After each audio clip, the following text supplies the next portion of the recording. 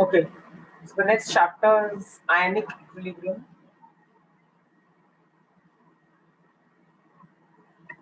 Under that, the first topic is this electrolytes and non-electrolytes.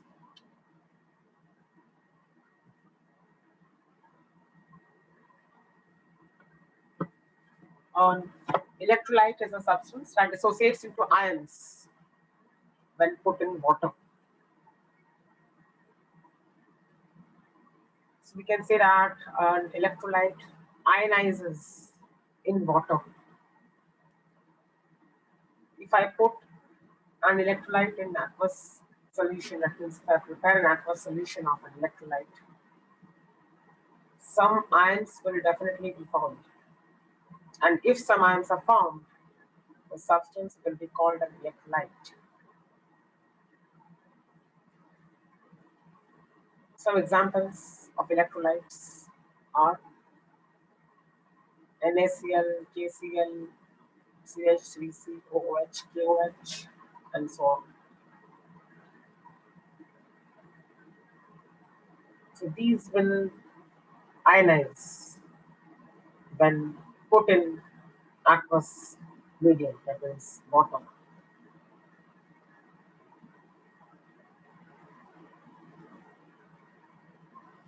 We will discuss aqueous solutions in this chapter. So even if the word water is not mentioned, it is by default understood that we are preparing aqueous solutions.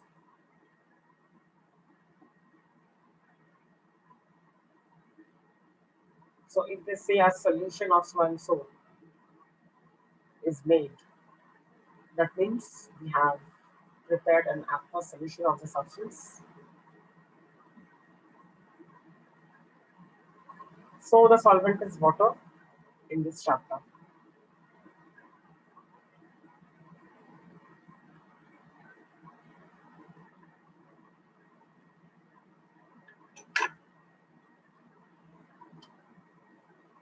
A non-electrolyte will be the opposite of an electrolyte.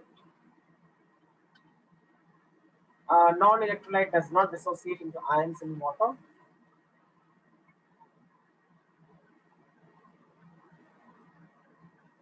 So examples of non-electrolytes are C6H6, that is benzene, is an example of non-electrolyte. CH3OCH3 is an example of non-electrolyte because these don't split to give ions. What is CH3OCH3?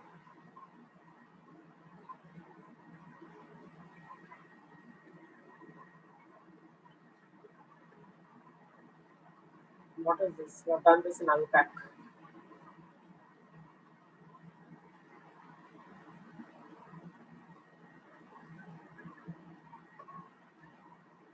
Sir, benzene. No, I am asking about CH3OCH3. Okay, sir. Methyl ether. So what is it?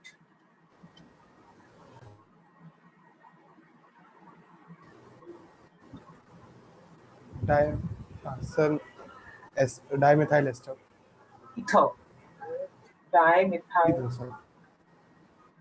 Dimethyl ether. Okay.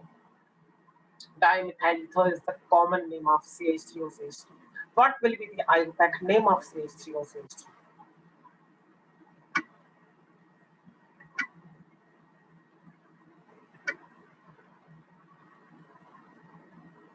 Dimethyl ether is the common name. That's fine. What is the Ionic? Yeah. So the Ionic name is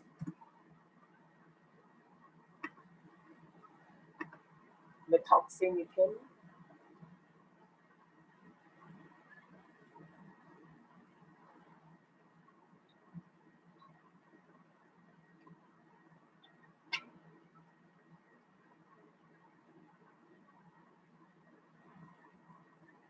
fine.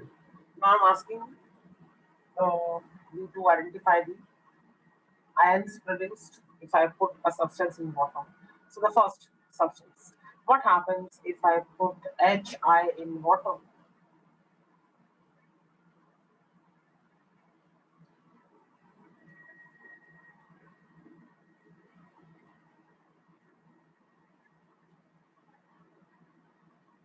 Will this dissociate from ions?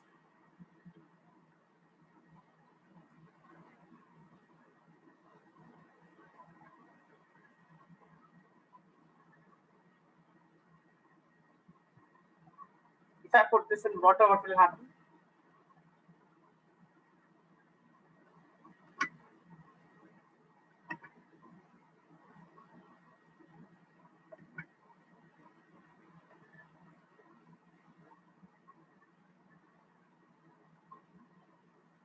This is what will happen.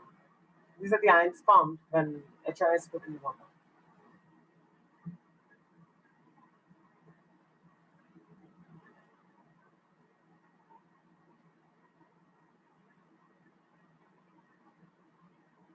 Sir लेकिन आई का H पे grasp बहुत ज़्यादा नहीं है. बहुत week है ना ये bond, it will break. Sir electron एक तरफ ज़्यादा शिफ्टेड है तो ब्रेक होने की टेंडेंसी ज़्यादा है. It is about the size difference. H plus and I minus to compare on, or the H and I, the atoms of H and I are having different sizes. I mean, the difference. Electronegative difference बोल सकते हैं. Electronegativity difference is okay, but I'm saying why is it weak? Why is the bond weak? The bond is weak because it is a bond between a small atom and a large atom. It is easier to break a bond which is longer, right? Because we know that bond strength is inversely proportional to bond length. So if the bond length is more, which is in this case, the bond strength is going to be less. So this is the dissociation of HI. What about dissociation of this? What about this? What will happen?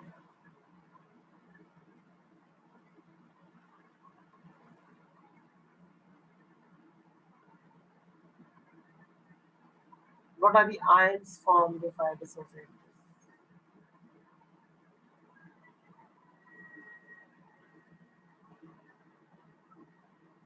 Sir, H plus and Cl4 minus.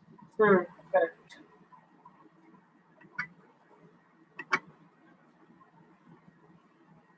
H plus. So again, I can say this is an electrolyte. So what we are trying to do here is identify the electrolytes and the ions formed.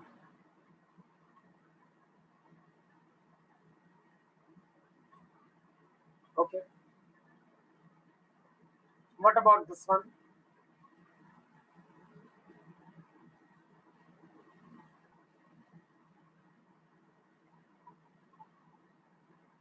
What happens when I put this in water? Does it undergo dissociation to form ions? And if yes, what are the ions formed?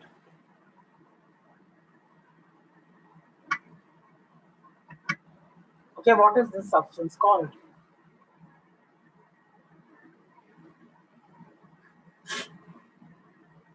Glucose है और लेकिन नहीं करता dissociate. It's glucose, first of all, right? This is glucose. Exactly. Glucose does not undergo any form of dissociation. So I can say that this is a, what should I write? This is a, Non-electrolyte. yes. Non-electrolyte. This is a non-electrolyte. Glucose.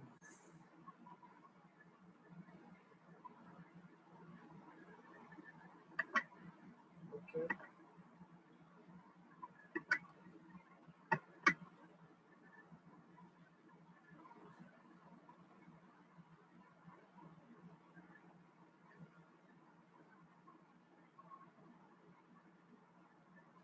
Fructose also has the same molecular formula. It is C6H12O6.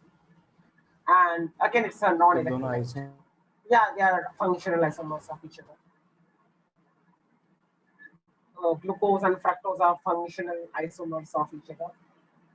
Glucose has aldehydic group, fructose has ketonic group.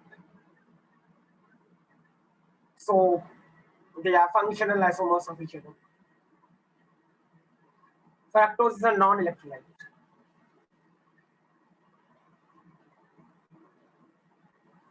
Okay, what about this one?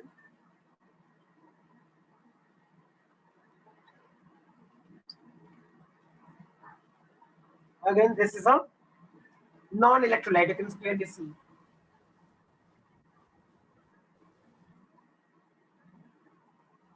What is this substance called? Any idea? Ammonium carbonate. Sir aniline No, या no. Urea मैं भूल This he is गया urea. Okay sir This is urea.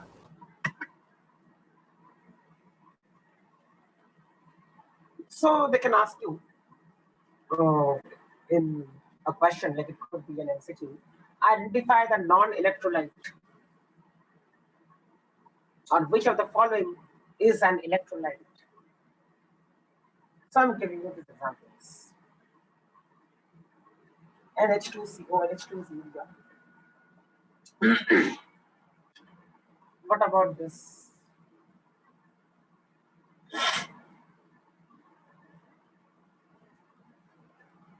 What about this? Hmm? What about this?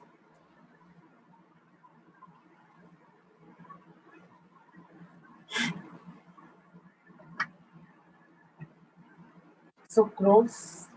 Okay, correct. Sucrose. Sugar. So you call it sucrose, you call it cane sugar, you just call it normal sugar sometimes.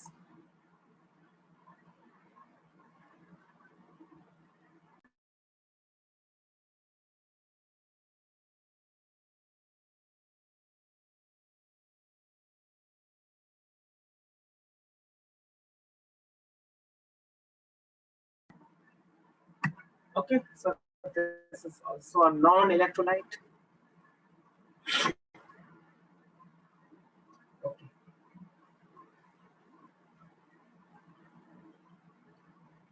Right. Let's go ahead with classification of electrolytes. We can classify electrolytes into two categories: strong electrolytes and weak electrolytes. A strong electrolyte dissociates into its ions completely, and we can say that the dissociation is 100%. If I want to talk in terms of percentage, if I ask about alpha, then it will be easier for us to talk in terms of the mathematical interpretation. So the mathematical interpretation is what in terms of alpha. What is alpha? We have learned about alpha. What is alpha called?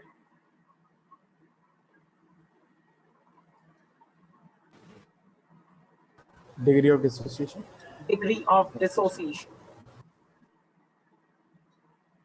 Alpha is called degree of dissociation. And 100 multiplied by alpha is percentage dissociation. Now see, a strong electrolyte dissociates into its ions completely, and so 100% dissociation occurs at room temperature. 100% dissociation, that means this value is equal to 100. The percentage dissociation is equal to 100. What is the value of alpha in this case?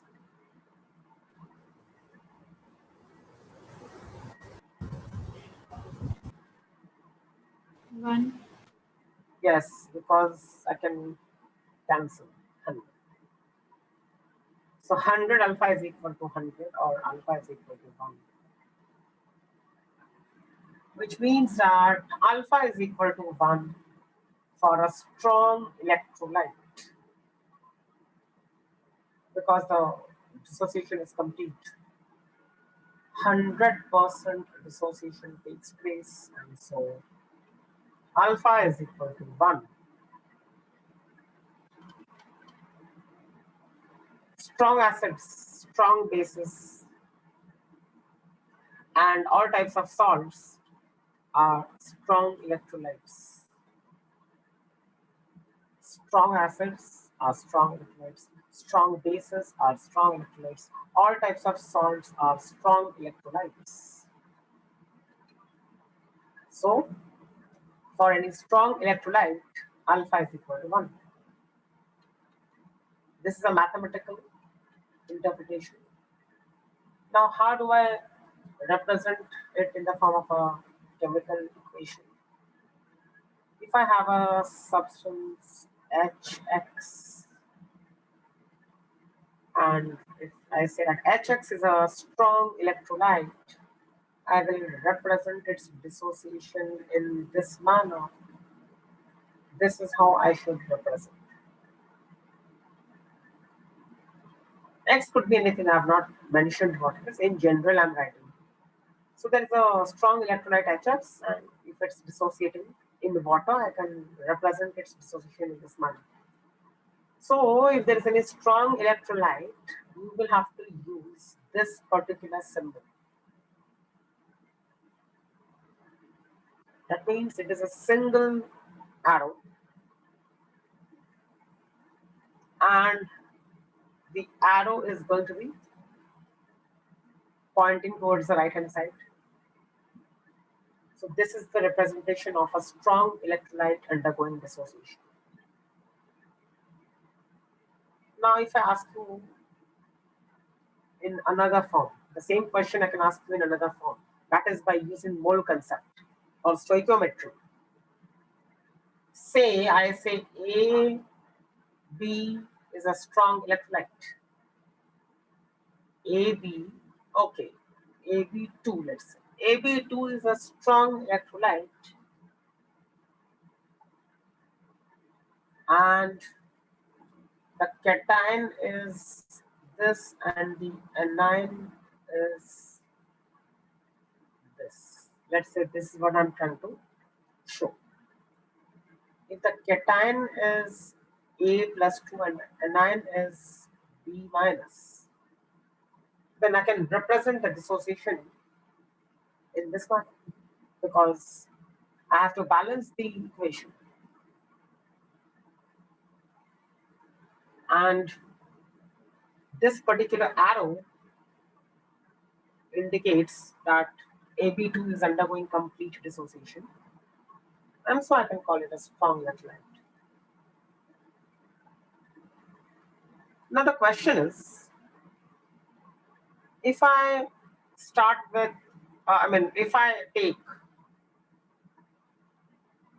4 moles of AB2,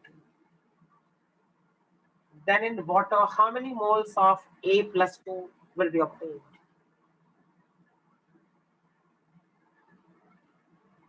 4. Right, so 4. Why 4?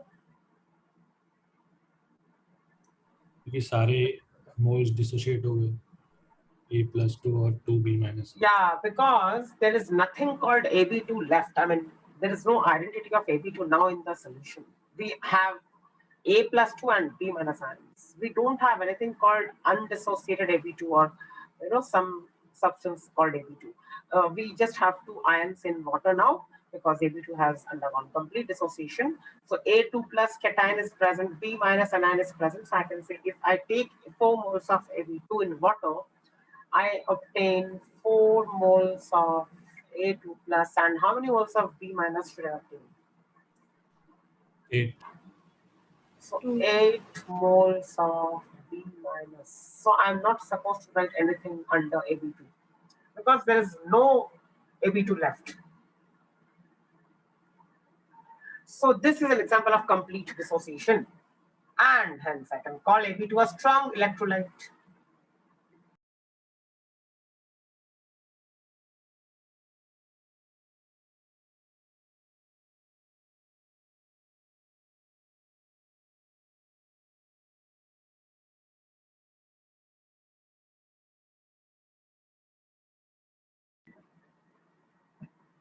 Okay.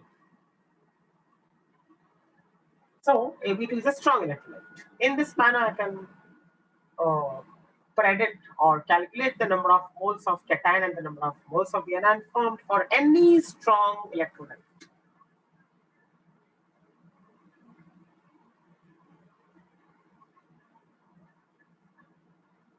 Let's say I have this,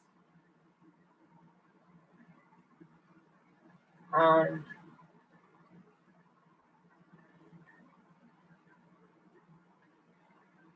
so this is going to be the dissociation. If I have 0.3 moles of this, how many moles of A plus should be present in water? 0.6. 0.6 moles. Please get this thing very nicely. It should be clear in your mind now. Ask me if you have any kind of doubt. And how many moles of B minus 2 should be obtained? 0.3.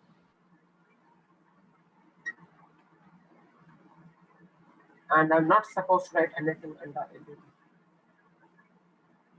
So I have 0.6 moles of A plus and I have 0.3 moles of B2 minus. Again, this indicates that A to B has undergone complete dissociation and A to B is a strong electrolyte.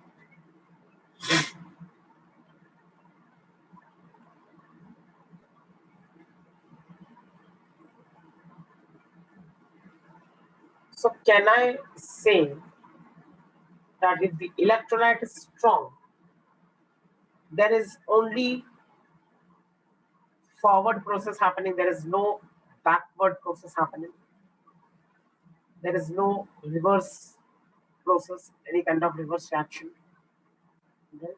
So if the electrolyte is strong, I just have this. The ions formed do not recombine to give me the original substance. Hence, I represent the dissociation of a strong electrolyte using one arrow. So alpha is equal to 1. Alpha is equal to 1 for a strong electrolyte. 100% dissociation means alpha is equal to 1. And so 100 alpha is equal to 100. Okay. Strong acids, strong bases, all types of salts are strong electrolytes. Let's come to weak electrolytes. A weak electrolyte does not dissociate completely at reasonable concentrations, which means 100% dissociation does not occur.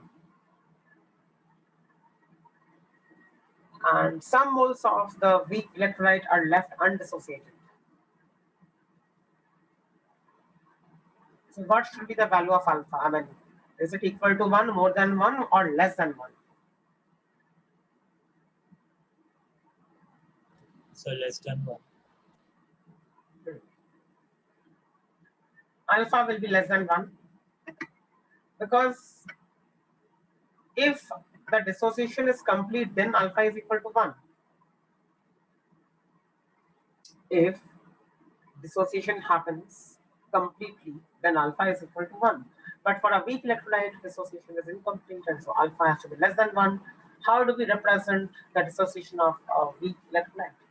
Now, if I say HA is a weak electrolyte, this is how I'm supposed to represent.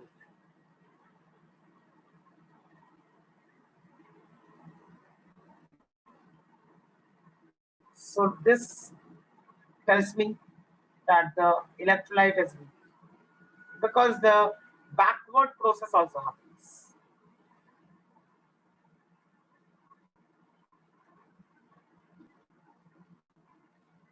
Both forward and backward processes occur at the same time. And if both the processes are happening with the same speed, I call that situation an equilibrium.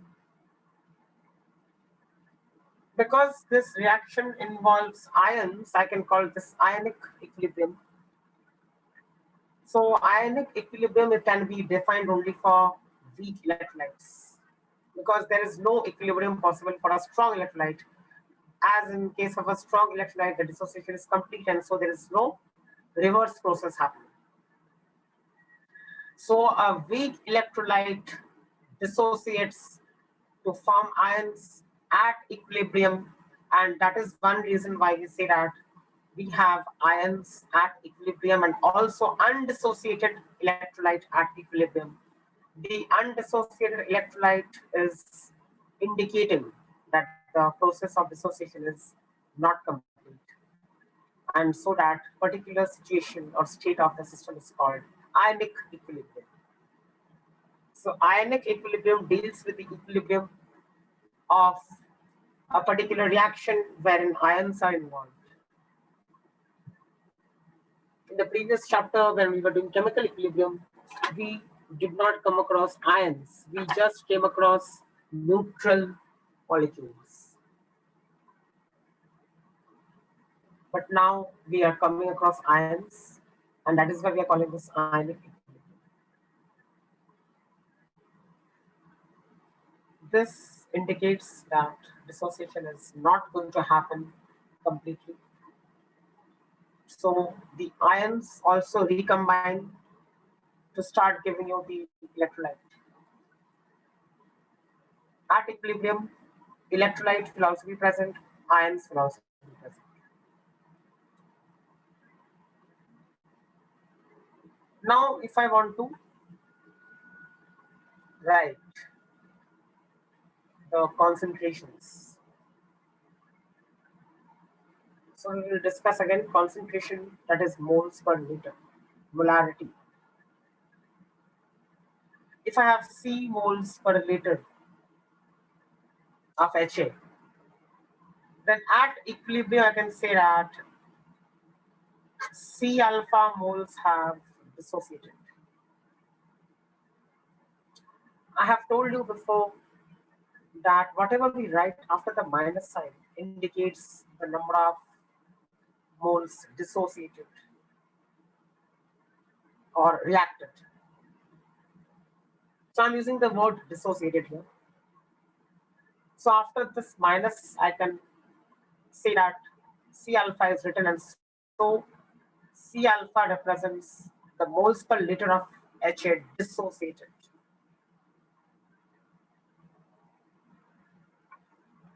Now, if C alpha moles per liter of HA have dissociated, how many moles per liter of H plus should be present at equilibrium? C alpha. Okay, C alpha. Because 1:1 is the ratio of coefficients. Also here I can say 1 is the coefficient of A minus, and so 1:1 is the ratio of coefficients. So C alpha moles per liter of A minus should also be formed. Alpha is called degree of dissociation. I have told you alpha is equal to moles reacted or moles dissociated upon moles taken at T equal to 0. Moles dissociated are C alpha moles per liter, and moles of HA taken were C moles per liter. So alpha is equal to moles of HA dissociated per liter upon moles of HA taken initially per liter. And hence we say alpha is the degree of dissociation.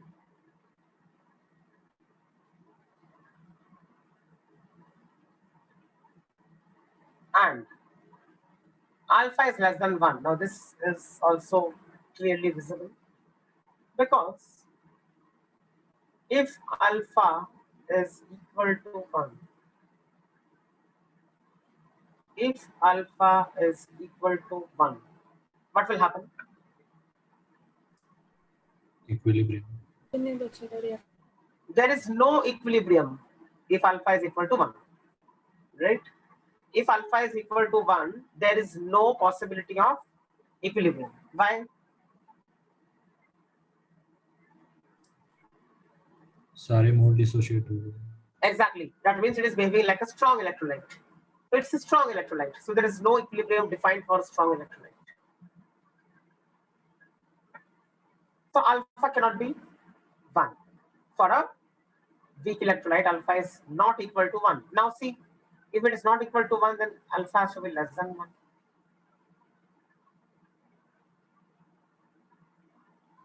So this is less than 1.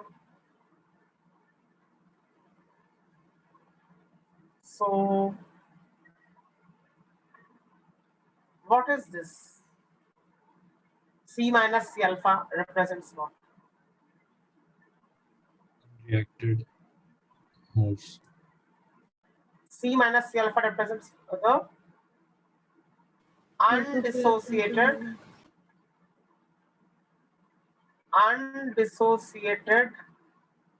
HA. HA which has not undergone any kind of dissociation. That is C minus C alpha.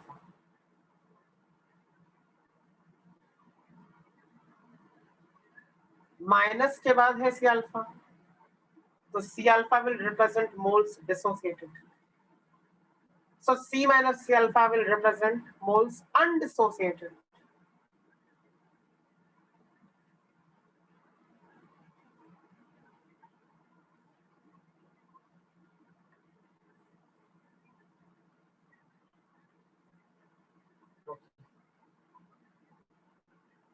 I'm giving one equation, try to write it in terms of C and alpha. Okay, let's say I have this.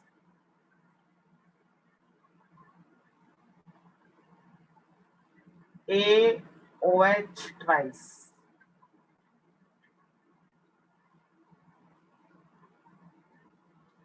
And I have told you that, let's say that I've given you this information that AOH twice is a weak base. It's a weak electrolyte, let's say. If AOH twice is a weak electrolyte, then what will happen? How should I write the ions? A 2 plus 2OH minus. These are the ions formed. Because OH is hydroxyl, right? OH minus is hydroxyl ion. Okay, now your task is to tell me the moles per liter of the ions at equilibrium. If I start with C moles per liter of AOH twice.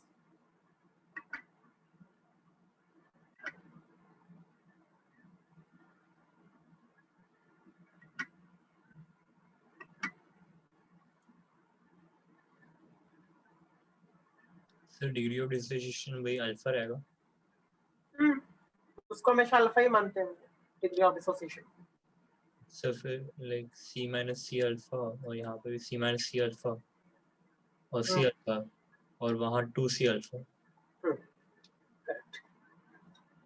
So C minus C alpha. So C minus C alpha are present at equilibrium. किसके? AOH twice के. तो A2 plus के कितने रहेंगे? C alpha रहेंगे.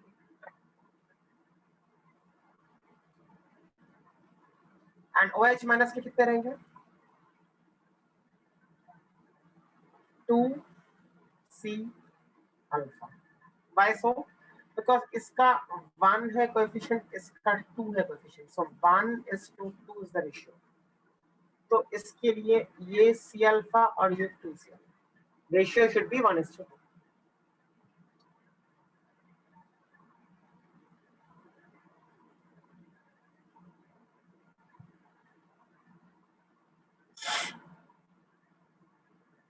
Okay.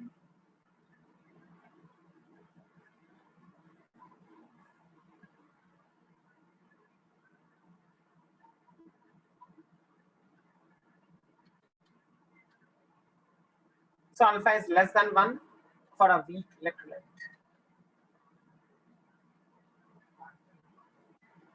Now, weak acids and weak bases are weak electrolytes.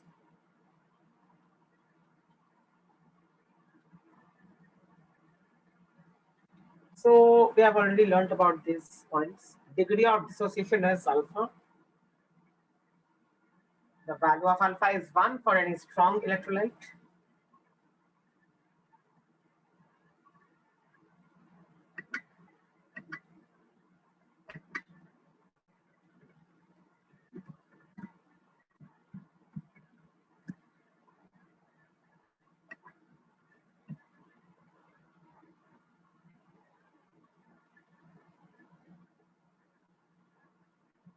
Then the value of alpha is less than 1 for any weak electrolyte.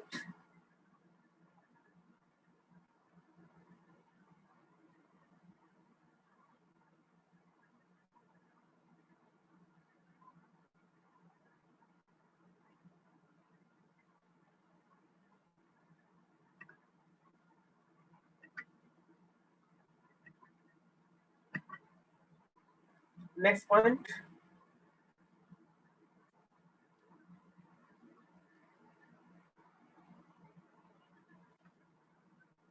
At infinite dilution.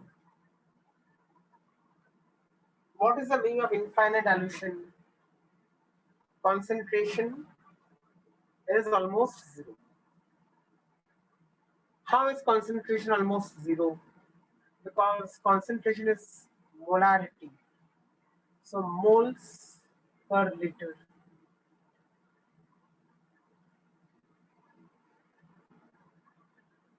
If this becomes extremely large, that is the denominator has become too high, then moles per liter, the entire thing will become very small. So the concentration has become negligible. This is called infinite dilution. That means I add excess of water, and if I keep adding water, the volume will keep increasing. And so the molarity will tend to zero, it will approach zero.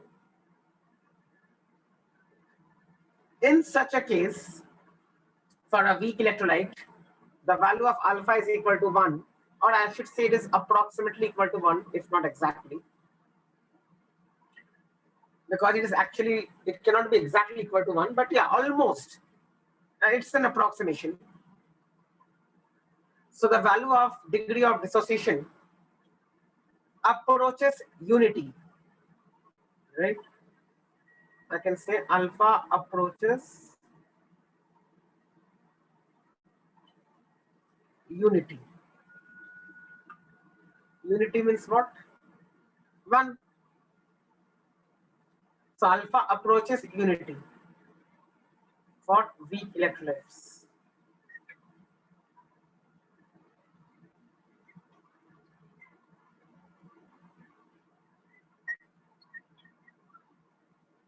Approaches unity.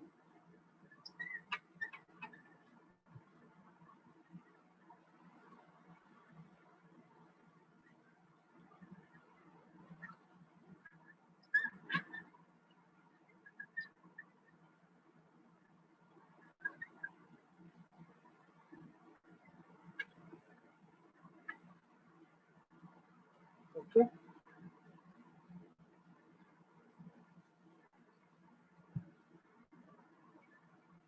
So almost alpha is equal to 1 at infinite dilution.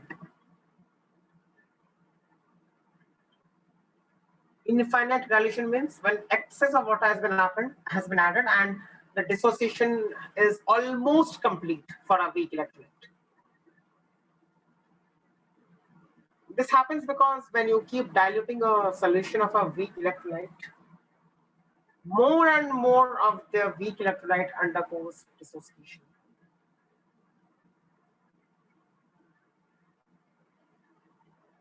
When you keep adding water, then more and more of the electrolyte undergoes dissociation. So at infinite dilution, no further dissociation is possible.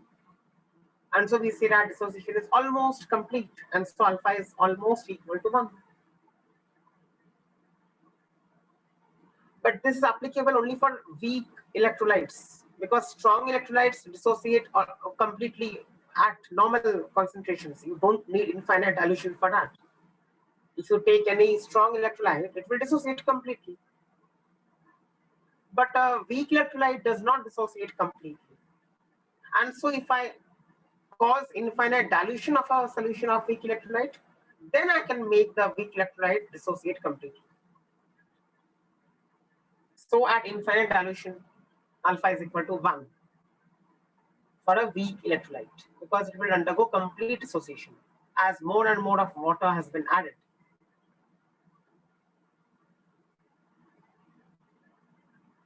Okay, next.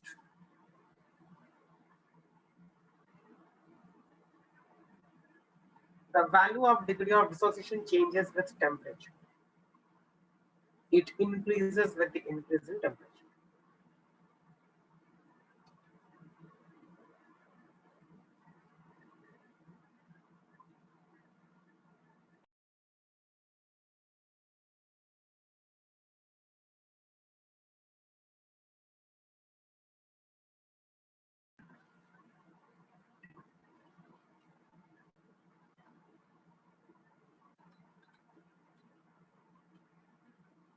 So alpha changes with temperature, alpha changes with dilution.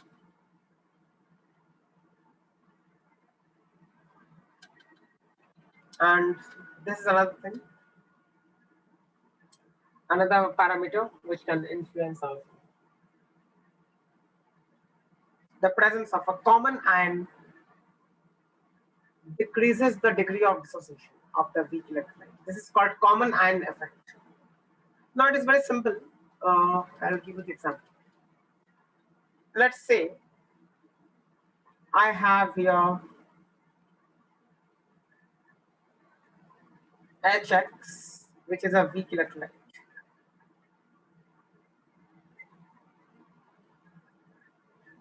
And let's say I have YX, which is a strong electrolyte.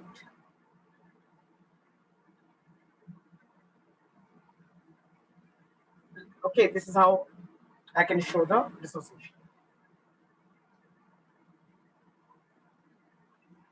If I look at the common ion, if I want to identify the common ion, I can say X minus is the common ion. Why common ion? It is called a common ion because X minus comes from HX also. X minus comes from YX also. It's a common ion. It is produced after both. I mean, it is produced in both the dissociation processes. X minus is a common ion. Now, if I go back to Le Chatelier's principle, then what does it say? It says that if I increase the concentration of any product, that is a species which is present on the RHS, what will happen to the reaction? Goes backward. It goes backward. So in this case, X minus का concentration बढ़ा दिया है. क्यों बढ़ा दिया है? क्योंकि YX से भी तो X minus आया है. तो X minus concentration बढ़ गया. So this goes backward, which means that dissociation of HX decreases if a common ion is present, which means the value of alpha decreases if a common ion is present. So this is called common ion effect. Common ion effect. A common ion के presence में the dissociation gets suppressed. Why does it get suppressed? Because if I increase the concentration of a particular species which is present on the right hand side, the equilibrium shifts backward.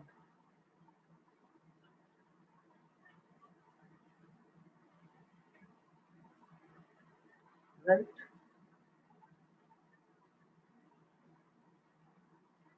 Okay, now my question to you is that, considering the same example, what can we say about the dissociation of YX?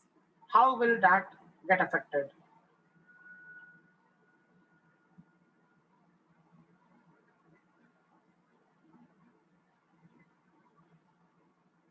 Sir question repeat करेंगे एक बार? हाँ, what will happen to the dissociation of Yx?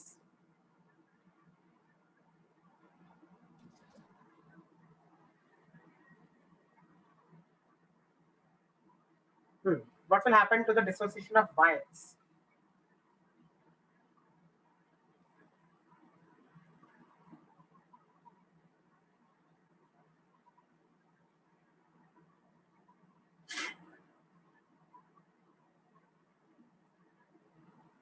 Acha, what happened to the dissociation of Hx?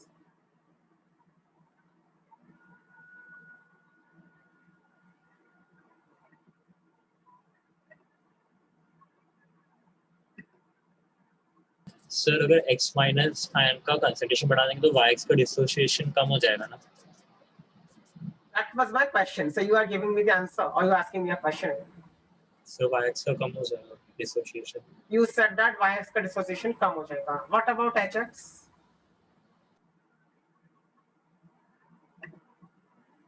So HX का sir उसका भी कम होगा.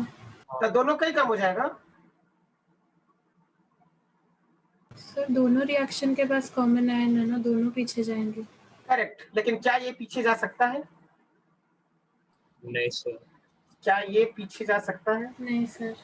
ये पीछे जा ही नहीं सकता है ना, क्योंकि मैंने डबल एरो नहीं दिखाया है. Which means nothing is going to happen to the dissociation of Yx because Yx is a strong electrolyte. इसके लिए आपको concept of strong और weak electrolytes पता होना चाहिए कि अगर मैंने arrow 1 दिखाया है तो Yx के dissociation पे कोई फर्क आएगा ही नहीं because it is a strong electrolyte. So irrespective of the concentration, Yx is going to give me completely dissociated ions. So the effect only is going to be observed for a weak electrolyte at equilibrium because the concept of ionic equilibrium is applicable only to weak electrolytes in aqueous solutions. तो मैं HX के dissociation के बारे में बात कर सकता हूँ. I can say that the degree of dissociation of HX will be suppressed because of the presence of excess X minus or increase in the concentration of X minus ions. But nothing is going to happen to the dissociation of Yx because Yx has already undergone complete dissociation after it has been added to water. तो ये इसको push करेगा पीछे, लेकिन इसको कुछ नहीं होने वाला है. Yx को कुछ भी नहीं होने वाला है. ओके, चलो नेक्स्ट क्वेश्चन. अगर ऐसा कोई रिएक्शन है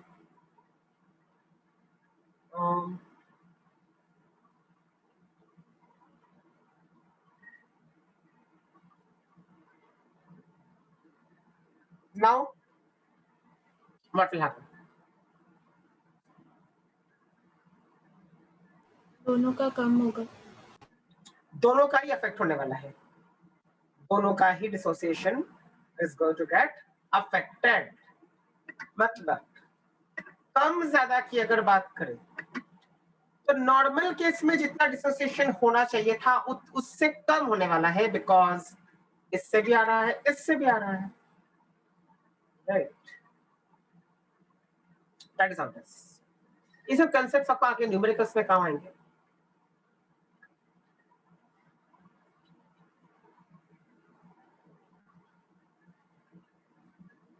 So this is a common effect.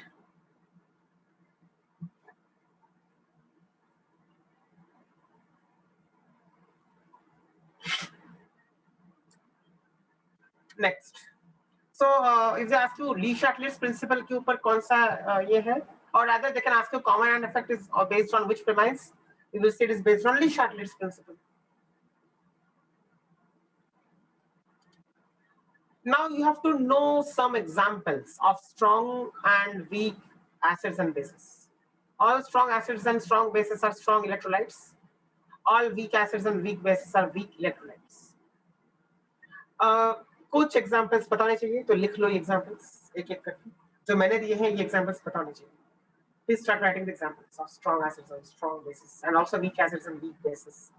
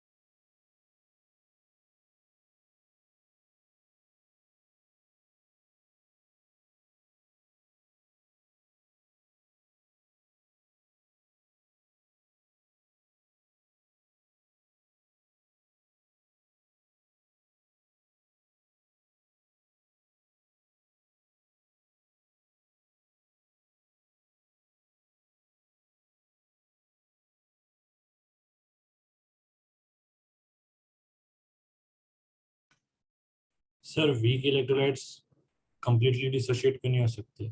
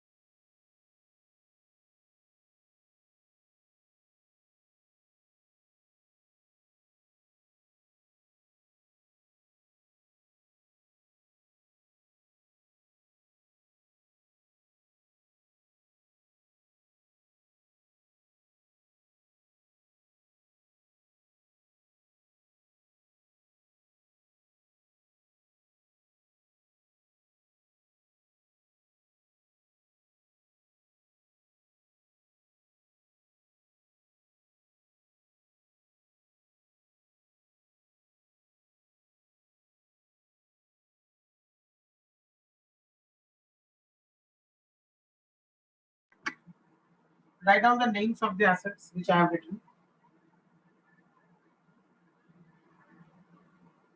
Okay. What should be the name of HClO4? Hypochlorous acid. वो तो ऑलरेडी लिख दिया मैंने HClO के लिए। अच्छा अरे सामने आंसर है, ढूंढो। सर हाइपोक्लोरेट। सामने ही आंसर है स्क्रीन पे, छुपा हुआ है आंसर।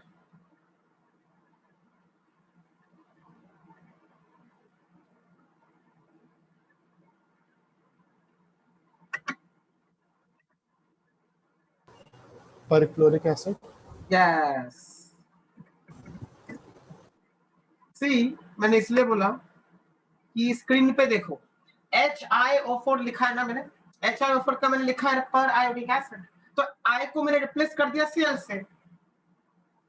HClO4 और HiO4 में एक ही डिफरेंस है कि I और Cl अलग अलग है, तो पर आयोडिक अगर नाम है HiO4 का, तो I को अगर मैं रिप्लेस कर दूं Cl से तो पर क्लोरिक हो जाएगा नाम। Sir yes. पहले पर आयोडिक पीरियोडिक लगा था, इसमें थोड़ा हाँ, ये कंफ्यूज हो बहुत गया। लोग करते हैं, पता है, बहुत लोग ये बोलते हैं periodic. I know spelling is same but don't call it periodic, it is per iodic. Spelling same है, periodic. Sir weak And- electrolytes completely dissociate क्यों नहीं होते? क्या क्या क्या? वीक इलेक्ट्रोलाइट्स कंप्लीटली डिसोशिएट क्यों नहीं होते? That is what we are studying. इसको आगे पढ़ेंगे मैथमेटिकली तो समझोगे कि टेंडेंसी जो होती है बैकवर्ड रिएक्शन की भी होने की। कुछ आयंस जो है वो वापस एक दूसरे के साथ कंबाइन करके थोड़े बना देते हैं इलेक्ट्रोलाइट को। That is a tendency. अभी क्यों, मतलब वो आयंस कंबाइन करते हैं आपस में।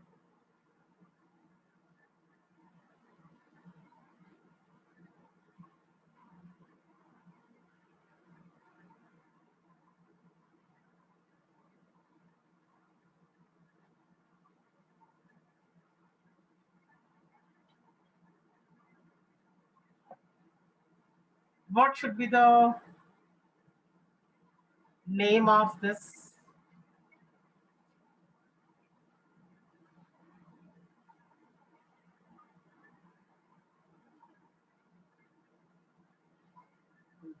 What should be the name?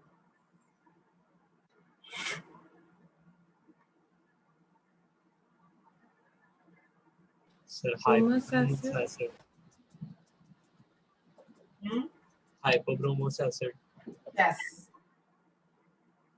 Because वापस देखो तुम, HClO का नाम है हाइपोक्लोरस, तो HBrO का नाम होगा हाइपोब्रोमस। क्लोरीन को ब्रोमीन से रिप्लेस कर दिया ना।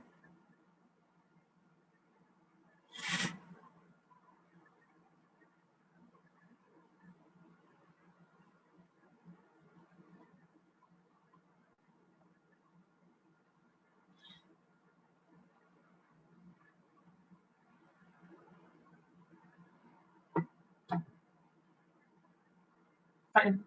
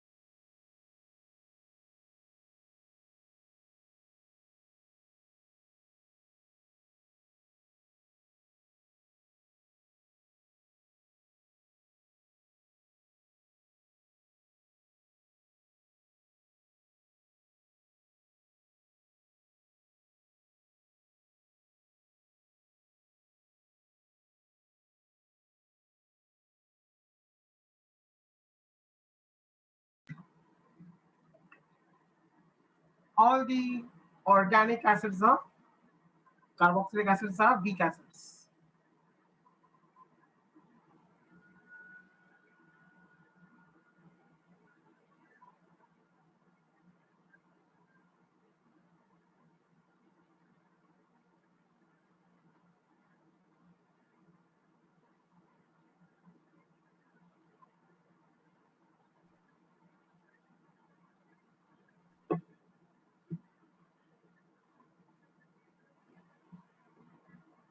Now aspirin. We did aspirin nomenclature. This is aspirin.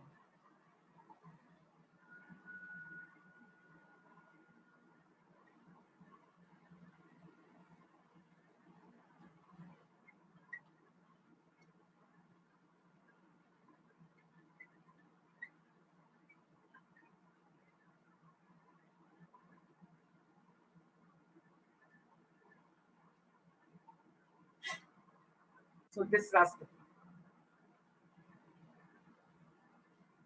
This is also a weak acid because you have COOH.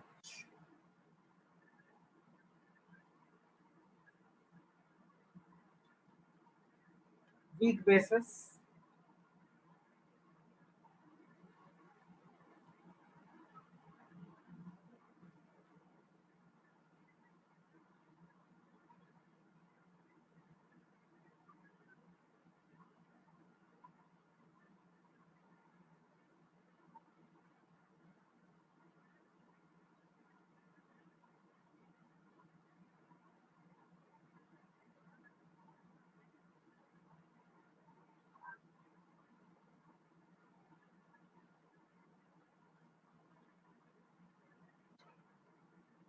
Okay. NF. We have discussed NF when we talked about thermochemistry, neutralization, enthalpy of neutralization in thermochemistry. The same thing. NF.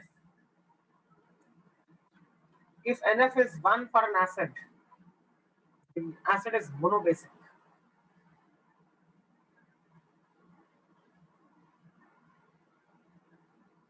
So if NF is 2 for an acid, the acid is diabasic.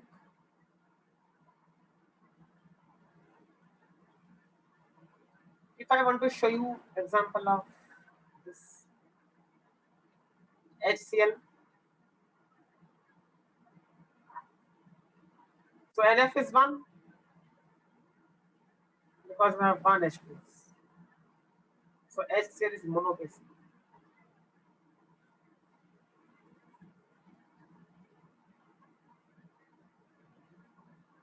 H2SO4.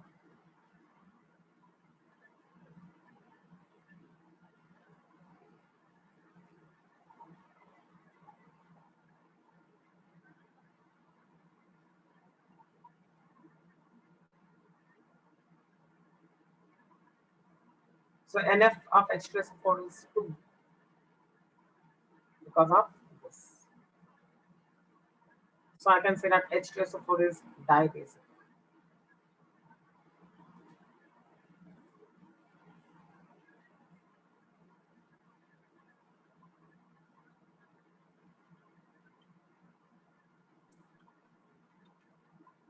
Tell me, what about aspirin? What is the NF of aspirin?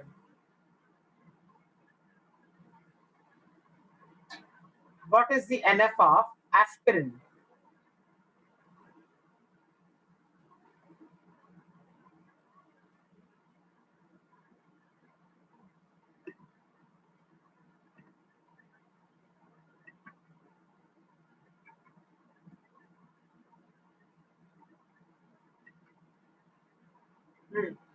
What is the NF of aspirin?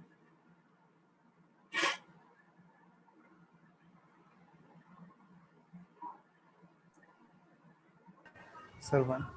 It's 1 because this hydrogen of COOH can come out as H+. So NF of aspirin is 1.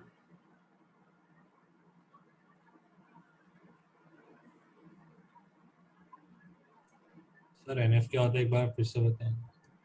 So if I talk about any acid, and if I put that acid in water, if that acid is giving only one H plus, that is, if one particular unit, that is one molecule of the acid is giving me one H plus ion, then I call that acid a monobasic acid. So NF is 1 for a monobasic acid.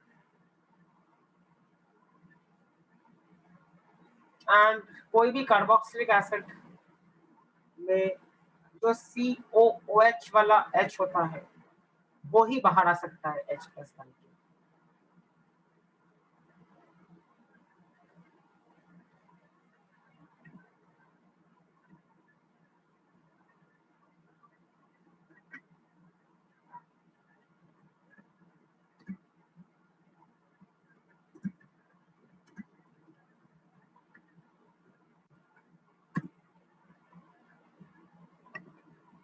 Okay, what should be the NF of this C6H5COH? Is benzoic acid, right?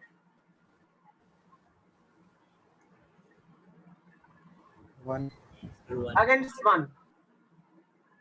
क्यों 1? अरे COH में एक ही H है, बाकी कहीं COH है ही नहीं.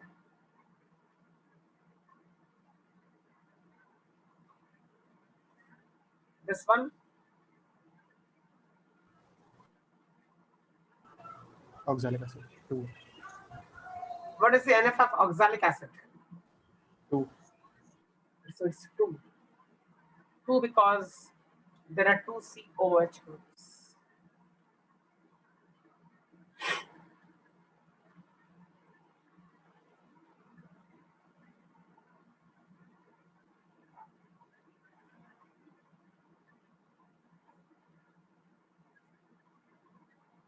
Okay. If NF is equal to 1 for a base, the base is monoacidic. For example, if I ask about NaOH, NF will be 1. AQH. If I ask you about BaOH twice, NF will be 2. What should be the NF of NH4OH?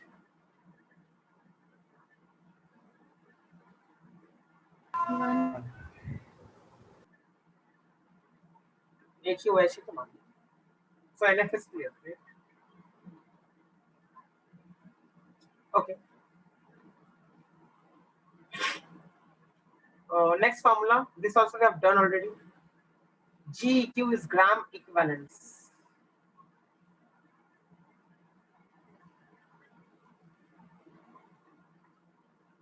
The number of GQ is equal to number of moles multiplied by NF.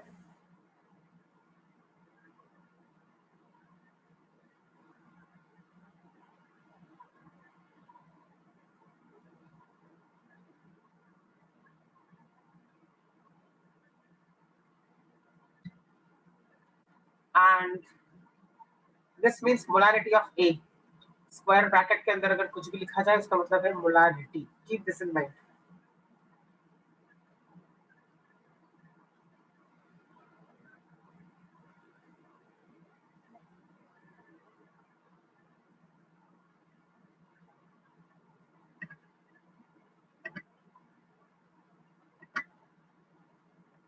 All right. We are supposed to know these log values. Again, I have written these values. Without these, we will not be able to proceed. Okay. Now, if I write log of 1.8, इसका value निकालोगा मैंने बोला तो कैसे निकालोगे? Log 18 minus log 10. Why? Because 1.8 is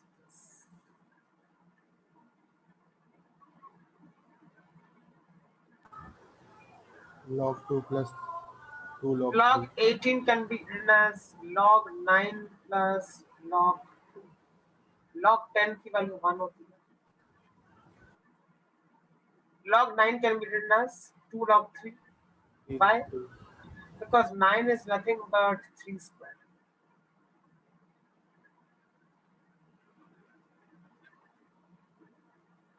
Log 3 is 0.477. 2 into 0.47 is 0.94. But 0.477 है तो मैं 0.95 ले रहा हूँ. Log 2 is 0.3.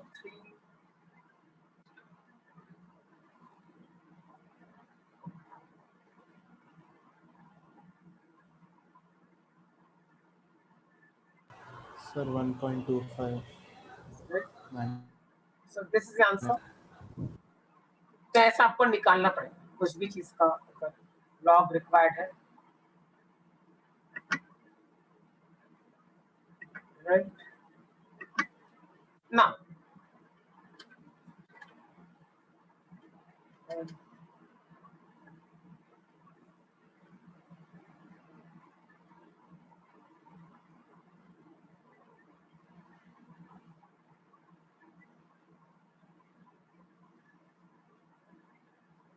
if I write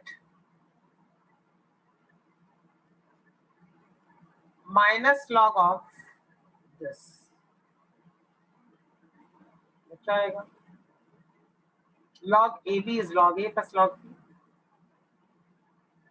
So log A plus log B.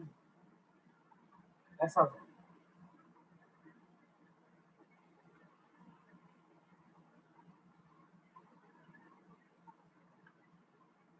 Correct? This can be written as minus 5 log.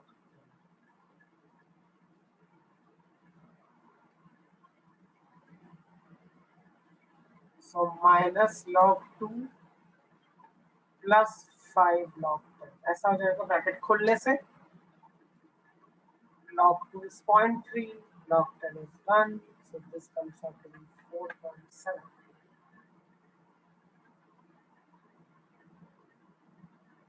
So minus log 2 into 10 to the power of minus 5 is equal to 4.7.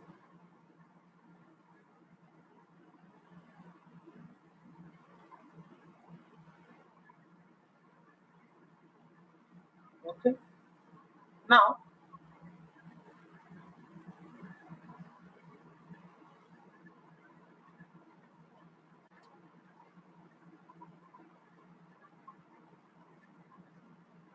if I write this,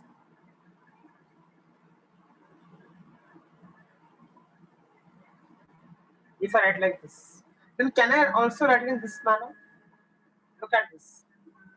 Therefore, 10 to the power of minus 4.7 is equal to this. Can I write this?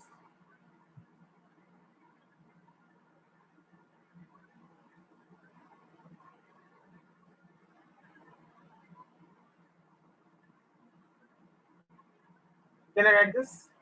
Is it clear? Yes, sir. क्योंकि log का मतलब base 10 है ना. Base is 10. So I can write in this manner.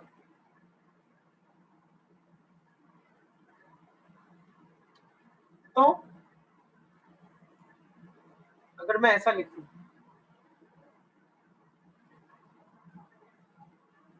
P K,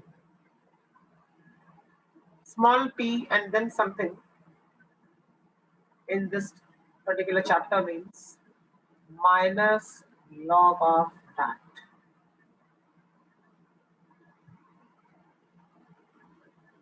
तो अगर मैं बोलूं PK is equal to 4.76. So can I say that therefore K is equal to 10 to the power of minus 4.76?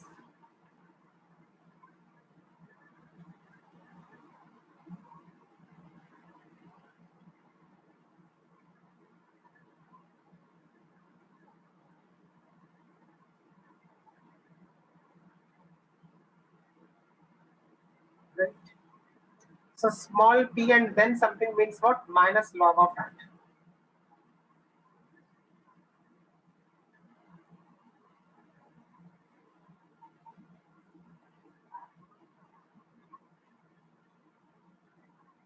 अगर मैं लिखूं pH is equal to 3, this would mean this is equal to 10 to the power of minus 3 moles per liter. Why? Because P means minus log of that thing. Similarly, if I write POH is equal to 10, तो क्या होना चाहिए फिर इसका मतलब OH minus का concentration is equal to, हाँ, what should I write then? 10 raised to power minus 10. 10 raised to minus 10 moles per liter. Don't forget to write moles per liter.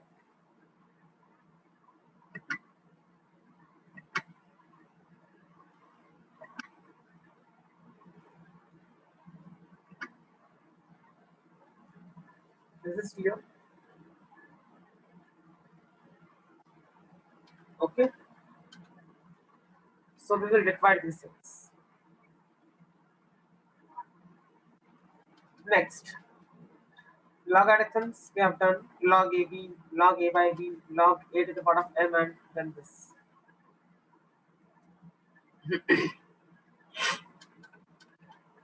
Next concept.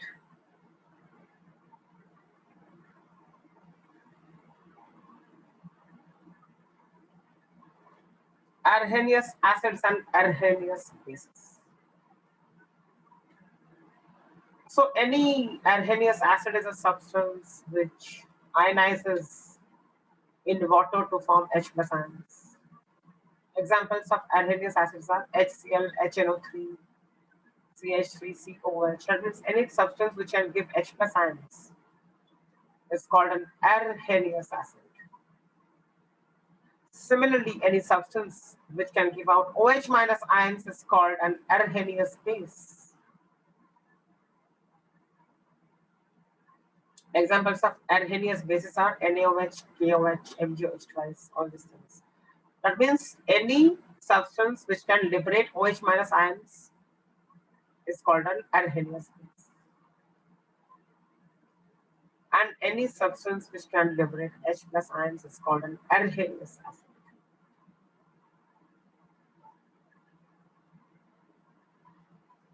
Okay. Now, H plus ions in water.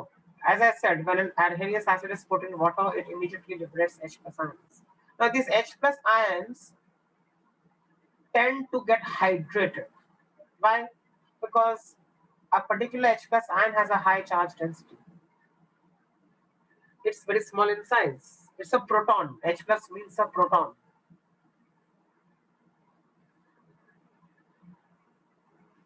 So in water, the H plus ion will get hydrated extensively. And if they get hydrated, H plus ions will exist in this form. I mean, they can exist in different forms.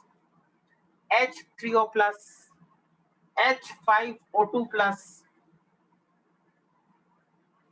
H7O3 plus. So these all are different combinations possible when hydration of H plus ions takes place. तो कितने water molecules hydrate कर रहे हैं उसके ऊपर हम लोग बोल सकते हैं.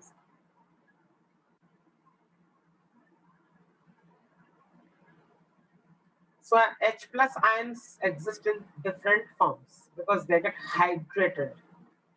Hydrate का मतलब क्या है? आसपास के वाटर मॉलिक्यूल्स उनको घेर रहे हैं, सराउंड कर रहे हैं, हाइड्रोजन बॉन्ड्स बना रहे हैं.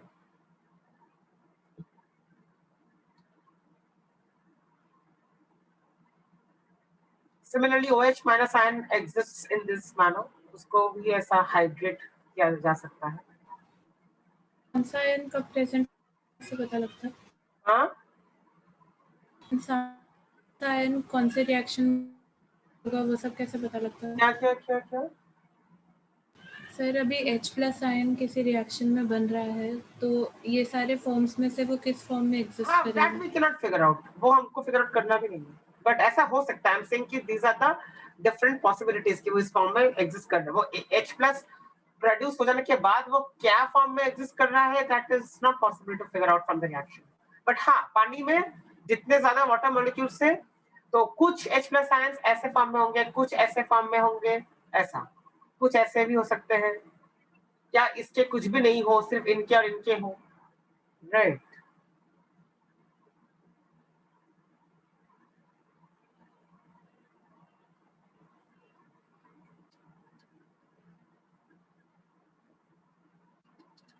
Similarly, OH minus also exists in this number.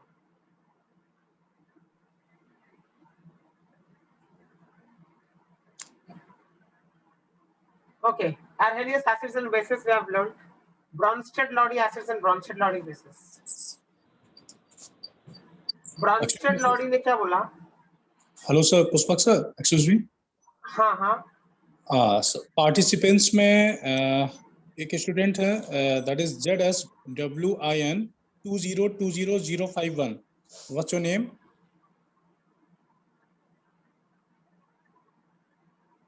To 20051।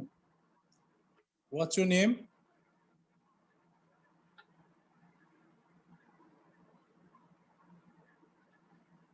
Who is this?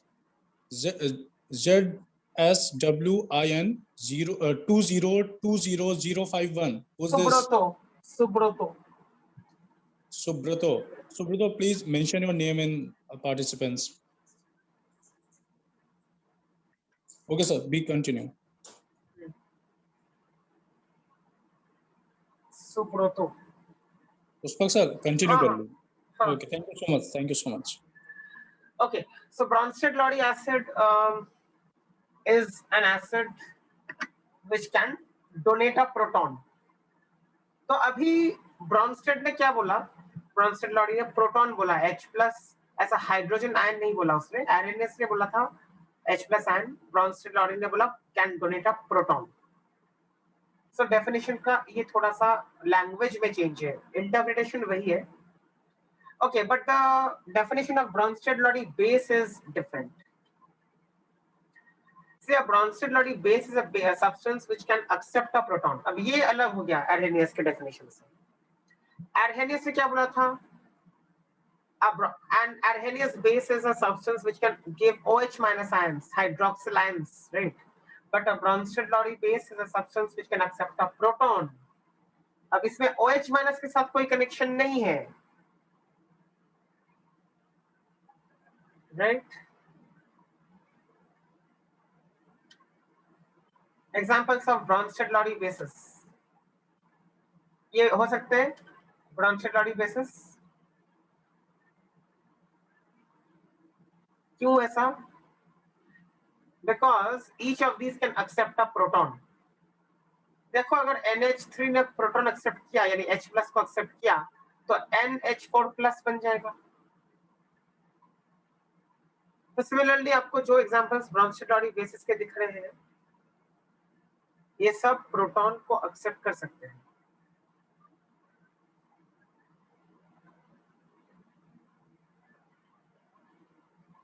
So a Bronsted-Lowry base is a substance which can accept a proton.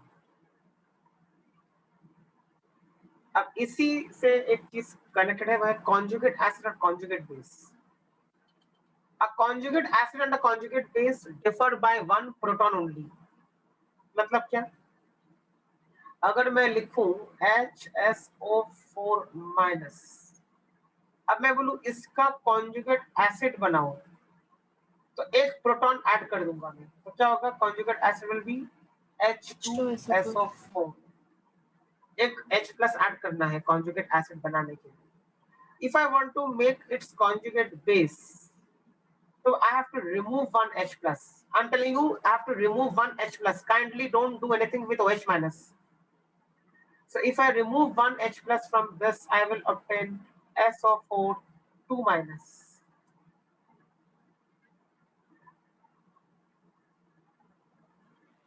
Right.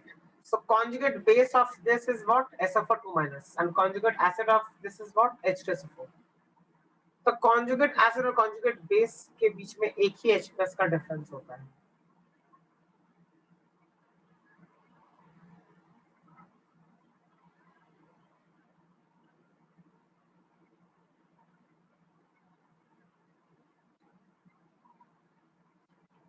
Okay, a strong conjugate acid has a weak conjugate base,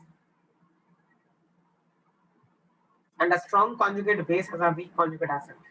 अगर मैं बोलूं इन दोनों की बात करूं, now we know that HI is a stronger acid than HCl.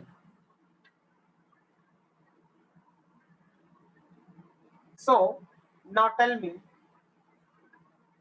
Iodide और chloride दोनों में से कौन सा स्ट्रॉन्गर बेस होगा? Cl वाला. अब अगर HI और HCl की बात करें तो HI is a stronger acid. HI is a stronger acid. अब क्या बोला है?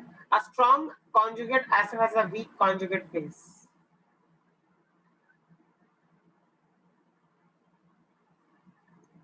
तो अगर HI ज्यादा स्ट्रॉन्ग है HCl से तो उसका कॉन्जुगेट बेस वीक होगा,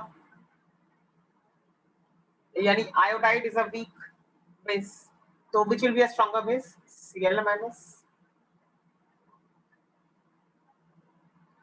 Correct.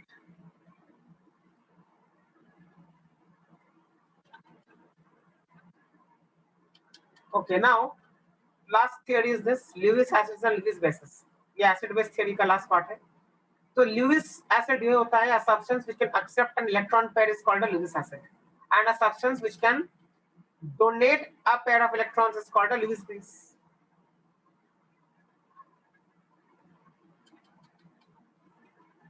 अब Lewis acid कौन होगा? A substance which can accept an electron pair. Example BF3. अब बोरॉन में आपको पता है BF3 में sp2 है, hybridization of boron. So p orbital of boron is empty, one p orbital, right? So it can accept electron.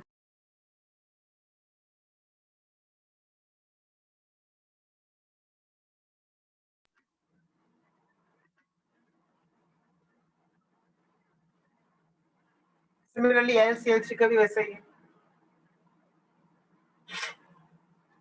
So Lewis acid is anything which has empty orbitals,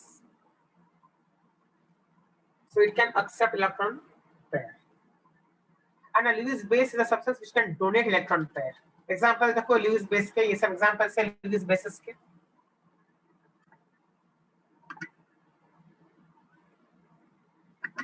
Lewis acid वो होता है जिसके पास electron लेने की capacity है. For example BCl3, BCl3, BF3, they are Lewis acids क्योंकि boron का जो p ऑर्बिटल है वो empty है, तो वो empty p ऑर्बिटल में कुछ डाल सकता है, यानी इलेक्ट्रॉन्स को ले सकता है, empty ऑर्बिटल में अकोमोडेट कर सकता है. Lewis बेस वो होता है जो इलेक्ट्रॉन को दे सकता है इलेक्ट्रॉन, जैसे NH3 के पास नाइट्रोजन का जो लोन पेयर है, that lone pair can be donated. That is why we are calling NH3 a Lewis base.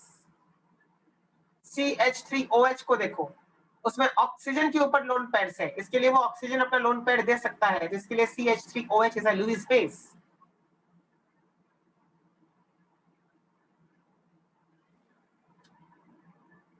Water can also act as a Lewis base. Because sir आप एक बार फिर बता सकते हैं कि BF3 लुईस एसिड क्यों है? BF3 has, in BF3 the boron atom has empty p orbital ना, because sp2 hybridization है बोरॉन का. sp2 मतलब क्या हुआ? एक p orbital बोरॉन का जो है 2p अभी भी वो खाली है. So that is the reason. Okay. Okay sir. Now ये रिएक्शन से आपको लुईस एसिड और लुईस बेस पहचानना है. क्वेश्चन यही बोला है, identify the Lewis acids and Lewis bases. So let's finish this. इसमें क्या होगा? H प्लस लुईस एसिड बन जाएगा फर्स्ट रिएक्शन में, बिकॉज H प्लस मतलब क्या? It can accept electron from water, so water H2O will be a Lewis base. Second reaction में BF3 आ गया, तो BF3 क्या आती है, बोल सकते हैं कि boron has empty p orbital, so BF3 is going to be the Lewis acid and NH3 can be the Lewis base. Third reaction में भी बोरॉन है, BOH थ्राइस है. BOH थ्राइस मतलब फिर से वही हो गया, sp2 hybridization of boron, so boron has an empty p orbital, So BOH thrice is a Lewis acid and H2O is the Lewis base. Okay, thank you.